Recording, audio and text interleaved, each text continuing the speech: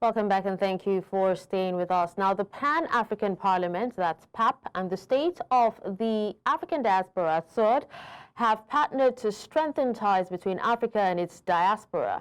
Now, they aim to promote peace, development, and unity through joint initiatives. Now, the question is, what does this partnership mean for Africa's future, and how will it impact economic development and social justice? Joining us to speak more on this, we have Dr. Louise Georgestein, Prime Minister, State of African Diaspora. Thank you so much for joining us. Yes, thank you for your invitation. All right, now the MOU between PAP and SOAD represents a historic milestone. How do you envision this partnership specifically contributing to the advancement of Africa's Agenda 2063? Yes, you're right. I think it's a historic event because, so far, people were supporting Africa, but mostly on an individual basis. So migrants, for example, would help their families to pay the bills. Now, there is a change in scale. It's a discussion between the continent and the diaspora, represented by the state of the African diaspora. So this is the difference, which means we could go beyond in the future individual action. Now we can have state policies and state implementation between the continent and the whole of the diaspora. Okay. Now, from the perspective of the African diaspora, Doctor, how do you see the sixth region concept transforming the global narrative around Africa's role in the world economy? First of all, it's important to remind that the diaspora was recognized as the sixth region of the continent by the head of state of the African Union in 2003. And that was a unanimous decision. Because as we know, on the continent, there are 5 regions: North, South, East, West, and Center. But in the diaspora, you have 350 million people of African descent. Some left the continent 1, 2, 3 generations ago as migrants. Others were deported 2, 3, 4 centuries ago as slaves, but all of them are of African descent. That's a very strong power, but very dispersed. That's the meaning of the word diaspora. So now if we are coming together, united, we can make a change. And we know unity is essential for the continent and also for the diaspora. So that's why I was given a mandate by the President of the African Union a few years ago. And now, with this MOU that was signed between the African Union and the state of the African diaspora, we have a channel for a change. All right, now, speaking of coming together in unity, the MOU also outlines a commitment to organize an Africa-Diaspora Summit. How will the outcomes of such summits translate into actionable policies that would benefit both the continent and its diaspora? Well, as we know, there are many summits organized every year: the Africa-France, the Africa-China, the Africa-Russia, Africa-USA, Africa-Europe, etc. Many people are a bit skeptical, to the least, about these summits. Myself, I would say, if I had a problem, I would ask help to my family first, rather than asking people who are foreign, who were perhaps in the past even my enemies. So I think now it makes more sense to work with the family, and that the diaspora is the family. So that's why we said it would be very beneficial to organize this Africa Diaspora Summit, which will happen next year in the headquarters of the Parliament of the African Union. So that also is a change in the mindset. Instead of going around, trying to find solutions outside, well, we have these solutions at home. But our home is international. It's not only on the continent. The family is in Europe. It may be in China, it may be in the Americas, but of course inside the people of African descent. So it's a change in the mindset, and we expect financial results. We expect implementation. So when, for example, individuals help their families to pay medicine, to pay the doctor. Now, if you think of a diaspora as a whole, we can perhaps fund the hospital. So these are the kind of things that we expect to change radically in the coming years. Okay. Now, Prime Minister, the creation of a permanent African Diaspora Desk, within the PAP is also a key part of this Memorandum of Understanding. How will the desk ensure that the voices of the African diaspora are adequately represented in Parliament's legislative processes? You're right. That's one of the key points of the MOU. So a desk is now available for us in the Parliament of the African Union.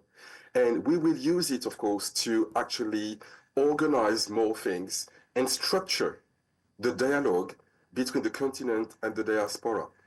So it will help us, of course, to organize this Africa-Diaspora Summit. But there is also a legislative aspect in this MOU. So one of these articles says clearly that there will be an exchange in terms of bills and legislations. So what does it mean concretely? Whenever the state of the African diaspora has to discuss a bill in its own parliament, the draft will be sent to the African Union Parliament.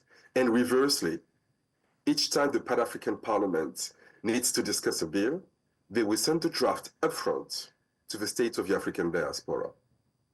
That way, we can actually analyze things, we can exchange good practices, give pieces of advice, recommendations, etc.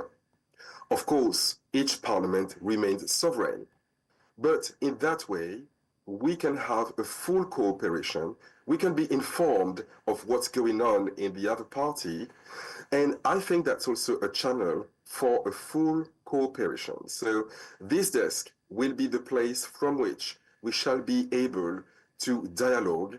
And because we will be in the headquarters of the Parliament of the African Union, the interaction can be organized on a daily basis. Okay. Now, let's talk about specific initiatives, that SOAD would undertake to strengthen economic ties between Africa and its diaspora, particularly or especially when it comes to investment, trade, and remittances. Are there any programs or policies that encourage diaspora entrepreneurs to invest in African startups or even create joint ventures? Yes. One of the main aspects of the Africa-Diaspora Summit shall be to organize and create the Africa-Diaspora Fund. Why?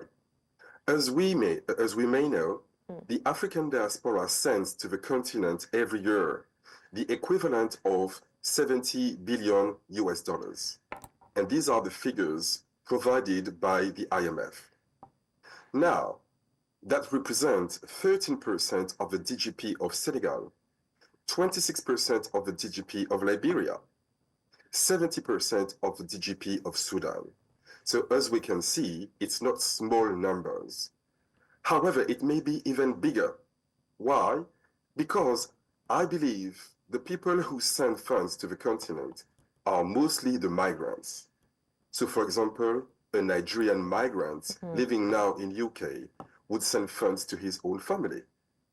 But the historic diaspora, the people whose ancestors were deported from Africa, you've got, of course, all the black people in the United States, all the black people in, for example, Brazil, 100 million black people in Brazil, they also would like to contribute. The people of Jamaica also would like to contribute, but they don't have any channel to do so, They're not going to say, oh, I'm going to send money to the president of Congo. That would be a bit strange. But if they had a proper fund created with good governance, experts, and with clear projects for development in all the 5 continental regions, the 6th region could contribute to the 5 regions of the continent. So this fund will be a channel by which the financial power of the diaspora can be increased. So, of course, the people who already send money to their families will continue to do so. But the people who always wanted to support Africa, but didn't know where to send the money and what to fund precisely, they will be happy to know that there are important projects like railways, for example, or airports that will be chosen in consensus by the 6th region. Okay. And the investors from the diaspora will have a unique opportunity to contribute to the diaspora as well. So this is something new that we expect to bring in the context of this Africa-Diaspora Summit next year.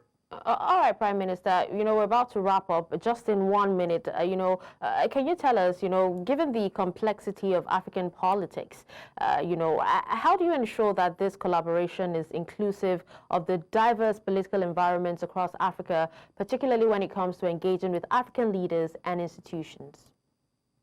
Well, African leaders will be invited to participate to the Africa Diaspora Summit, for example, and also because the Parliament of the African Union, of course, represents the diversity of opinions on the continent. We will be in regular contact with all these parties, with all these opinions, and I do believe that when it comes to Pan-Africanism, everybody can find a common ground for the progress of the continent and the diaspora together, because that's the very definition of Pan-Africanism. Absolutely. Well, thank you so much, Dr. Louis Georges Teen, Prime Minister, State of African Diaspora, for joining us and speaking to us on this. Thank you for your invitation.